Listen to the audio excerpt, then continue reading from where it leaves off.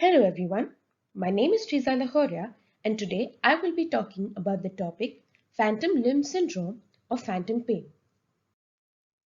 So the first question that comes to mind is what you understand when one says the term phantom pain. Phantom pain is pain that feels like it's coming from a body part that is actually no longer there. It is felt by people who have either undergone amputations or have a congenital deficiency of an organ or a limb. Now, one must understand that there is a stark difference between phantom pain and phantom sensations. Most of the people who've had a limb or an organ removed report that it sometimes feels as if the amputated part is still there. This painless phenomenon, known as phantom sensation, isn't the same as phantom pain. Phantom sensation is any sensory stimuli that is felt at the absent organ except pain. However, only a small percentage experience a painful phantom sensation. It must be noted that phantom sensations may be perceived in people who have survived strokes but lost function of certain body part, or who have suffered spinal cord injuries or peripheral nerve injuries. Now let's understand some history. The term phantom limb was first coined by American neurologist Silas Mitchell in 1871. However, in 1551, French military surgeon Ambroise Paré recorded the first documentation of phantom limb pain. Some characteristics of phantom pain include an onset, which is usually within the first week after amputation, although it can be delayed by months or longer. A pain that comes and goes or is continuous. That pain can also be described as shooting, stabbing, cramping, pins and needles, crushing, throbbing, or even burning. Phantom sensations and pain have been reported following amputation of different body parts, but the most common occurrence is the limb amputation, and hence we are going to talk about phantom limb syndrome. Now, not everyone who has had an amputation develops phantom pain. Some factors that may increase your risk of phantom pain include pain before amputation. Some researchers have found that people who had pain in a limb before amputation are likely to have it afterwards. This may be because the brain holds on to the memory of the pain and keeps sending pain signals even after the limb is removed. Secondly, residual limb pain. People who have persistent pain in the remaining part of the limb usually have phantom pain too. Residual limb pain can be caused by an abnormal growth on damaged nerve endings or neuroma that often results in painful nerve activity. Now the question arises, why does one feel phantom pain? In the central nervous system, the cerebrum has many gyri, one of which is the postcentral gyrus, present in the parietal lobe. This gyrus is involved with somatic sensations and is called the somatosensory cortex. In the 1930s, Wilder Penfield created maps of the somatosensory cortex. He performed brain surgery on patients with epilepsy and used electrical stimulation to probe the functions of different brain regions. When a region of the somatosensory cortex was stimulated, patients reported feeling sensations on their bodies.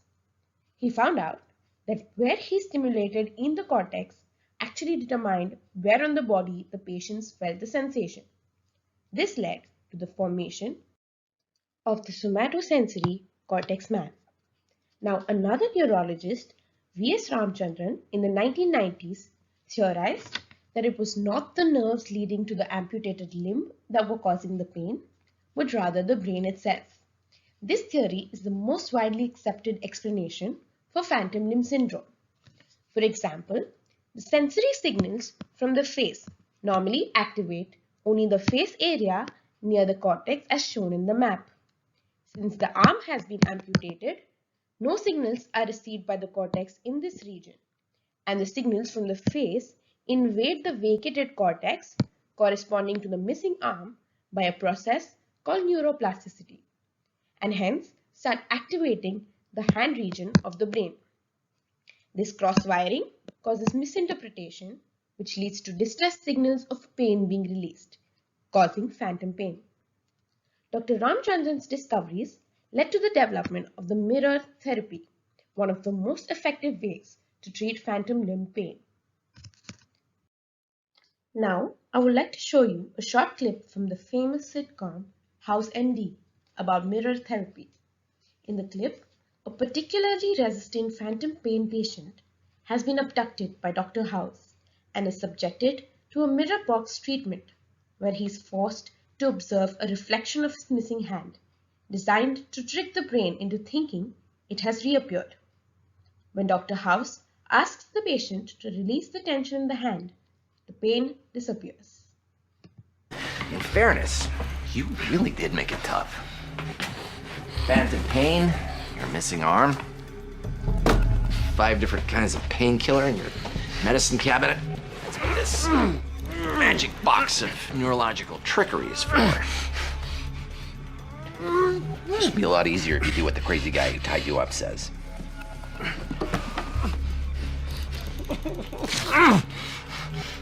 Put your hand in there. Put your hand in there. Now look. Mirror magic. Your arm is back. Now clench both your fists at the same time. Clench. Real hard.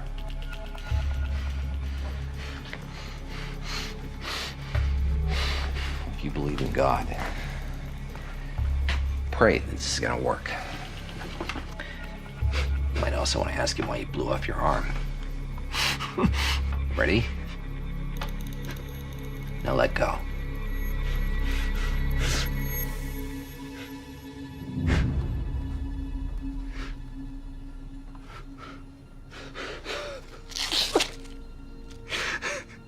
Oh my God. Relaxed. For 36 years I've been in pain, and it's finally gone.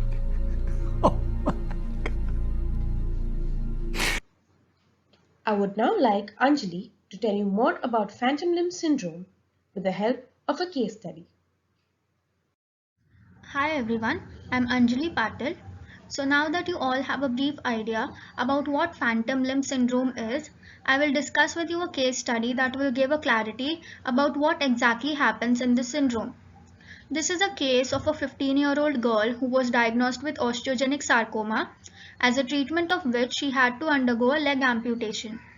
Within a few hours after amputation, she started experiencing phantom limb sensations, that is itching, tingling or burning sensations from the lost limb. These sensations spread from her toes to encompass her entire leg till day 10 after surgery. She experienced discrete episodes of these sensations which decreased within 28 days. She was given a particular dosage of codeine and morphine as medication. Her case was used to study the phantom syndrome in children. She was asked to pictographically represent the sensations felt in the limbs as shown here. This is the pattern of the sensations she experienced. This is a mild case of phantom limb. There have been severe cases too. The next topic that I will be talking about is why does these sensations occur? What are the mechanisms involved? There are still researches being carried out, and so there are no concise conclusions made regarding these. The exact cause of phantom pain is unclear, but it appears to come from the spinal cord and brain. It is observed that phantom limb pain occurs more frequently in those patients who also experience longer periods of stump pain and had a severe pain before amputation. At the molecular level, the increased neuronal activity and sensitivity can be related to increased glutamate and NMDA concentrations and loss of GABAergic inhibition. There have been researches which mention the involvement of norepinephrine 2 in the pain sensations. More the norepinephrine release, more is the sensitivity, and hence more is the pain awareness.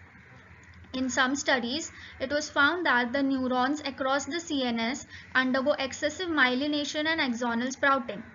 Cortical reorganization or plasticity development is slow. Next, we will discuss some treatment measures in brief. Phantom limb pain in some patients may gradually disappear over the course of a few months to 1 year if not treated, but some patients suffer from phantom limb pain for decades. The first is medication, which involves use of opioids, tricyclic antidepressants, an example of which is amitriptyline. The next is adjuvant therapy, which includes mirror therapy, acupuncture and massage, etc. You have already seen what mirror therapy is. Next is surgical treatments, which are not often used unless all other treatments have failed. One of the latest therapies being presented is virtual reality. It involves use of a myoelectric sensor to detect the muscle potential on the stump and then predict what kind of movement the patient wanted to perform on the amputated limb. Immediately afterwards, the virtual limb on the screen will do these movements. This can trick the amputee's brain into thinking that it is still in control of a missing limb. This is an advanced version of mirror therapy. Thank you.